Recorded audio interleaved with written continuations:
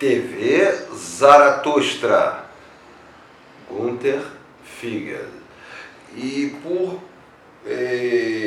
é uma outra tradução do Marco Antônio Casanova, também de 2012, só que essa é pela Mauá de X, do capítulo 4, Vida do Conhecimento.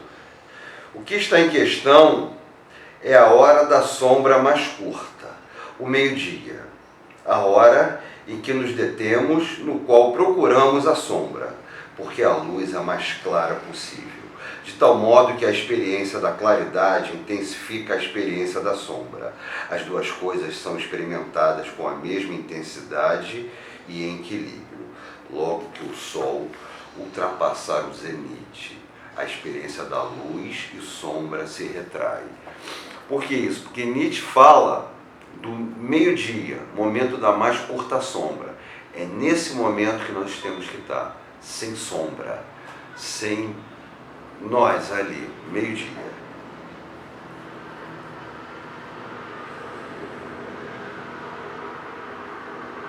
Jogo compreendido como experiência do sem meta e desfrute como ponto médio entre o ser si mesmo e a ausência de si.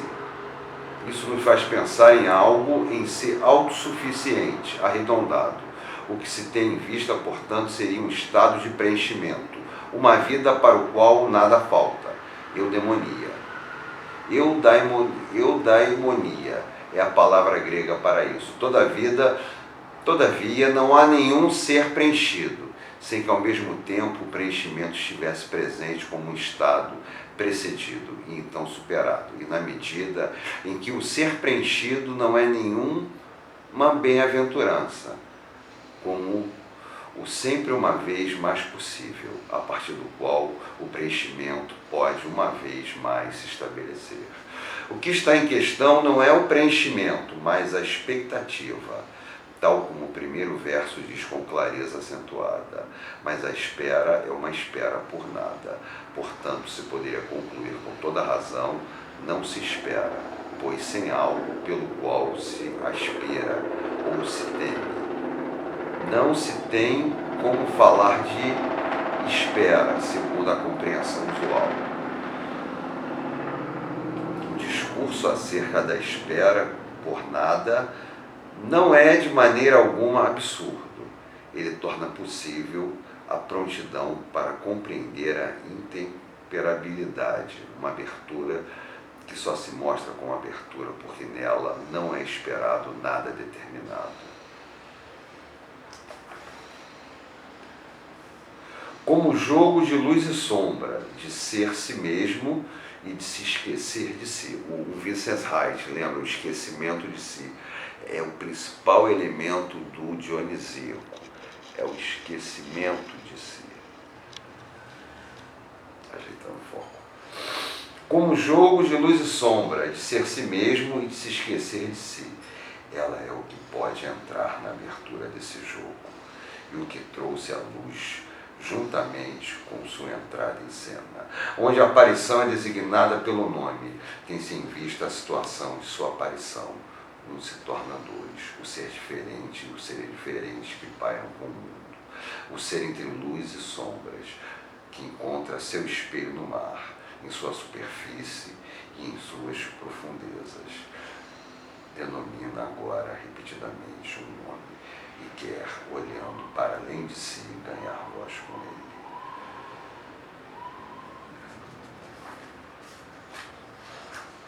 O tempo que se compreende a partir do futuro e do passado é sempre o tempo no qual e com o qual há metas.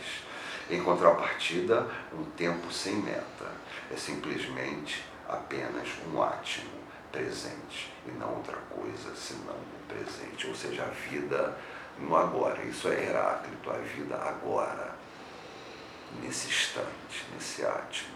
Nietzsche fala que dentro de alguns instantes tudo será novo, inédito e perigoso. Então a vida é agora.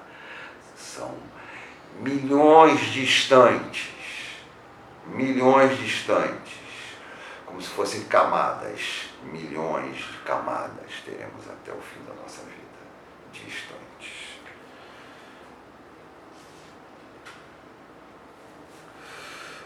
tempo sem meta, aquele estranho pairar entre tempo e não tempo.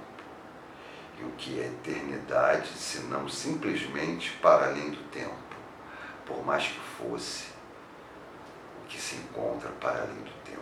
Não teríamos nenhum conceito, nenhuma representação da entidade, porque nosso conceber e representar nunca são sem tempo. Tempo que é mais do que apenas tempo, eternidade no tempo. Pensamentos como esses devem ser chamados com o nome de Zaratustra.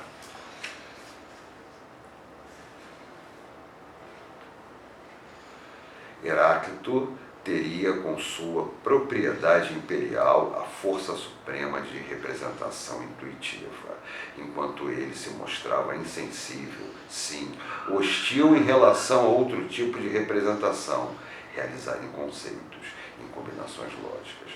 Ele seria, segundo Nietzsche, radicalmente diverso do homem ilimitado, que olha tudo desassociado e não tem conjunção.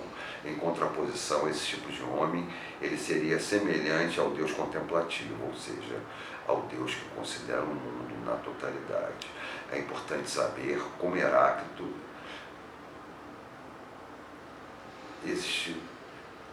É importante saber que homens como Heráclito existiram um dia, a saber em si. É isso que Nietzsche acrescenta à guisa de elucidação. Toda aspiração ao conhecimento, segundo sua essência, parece eternamente insatisfeita e insatisfatória.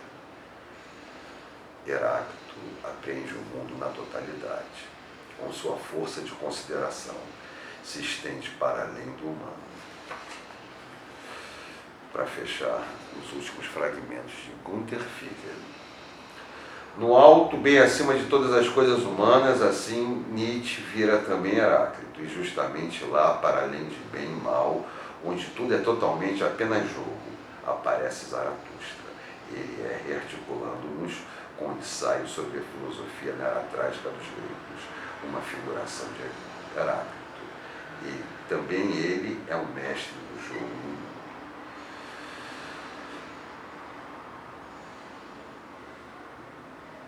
Tem-se aqui esboçado o programa de uma filosofia da indiferença, que deve se libertar de todo domínio por parte de impulsos e paixões. O que está em questão é, tal como as crianças, se colocar em relação com aquilo que constitui outrora a seriedade da existência. E para a explicitação dessa expressão, Nietzsche acrescenta: nossa aspiração à seriedade, porém, é para ser compreendida inteiramente como deveniente, nos negando a nós mesmos como indivíduos, para ver a partir de um número tão grande quanto possíveis de olhos, vivendo impulsos e ocupações, a fim de criar olhos para si, se entregando temporariamente à vida, para repousar assim temporariamente acima dela, como os olhos. Só há um ver perspectivístico, só um conhecimento perspectivístico. E quanto mais afeto deixarmos ganhar voz sobre uma coisa, quanto mais olhos diversos soubermos aplicar para uma mesma coisa, tanto mais completo será nosso conceito dessa coisa, nossa objetividade. Nietzsche. Esse é Günther Fugger com fragmentos de Nietzsche. Essa coisa de olhar com mais olhos, sempre com mais olhos, sempre com mais perspectivas.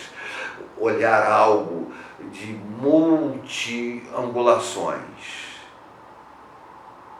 Eu postei um textozinho, um fragmento do Melendes no meu Facebook antes de ontem, dizendo que a diferença entre o sábio e o idiota é que o idiota só vê de uma forma. Ou seja, olhar com múltiplas perspectivas, cada coisa, inclusive o filosofar, que não é o Nietzsche, que não é uma propriedade acadêmica. Mas você disse teus vídeos, não sei. Não gostou? Me manda um comment. Mas até o filosofar, ele tem que ter múltiplas perspectivas. E esse meu filosofar aqui é um filosofar clandestino, porque a hora do filósofo clandestino chegou, diz Felipe Soler, fora da universidade, fora do contrato de empregados, fora do partido, fora das mídias, fora da espiritualidade. É isso aí, TV Zaratustra.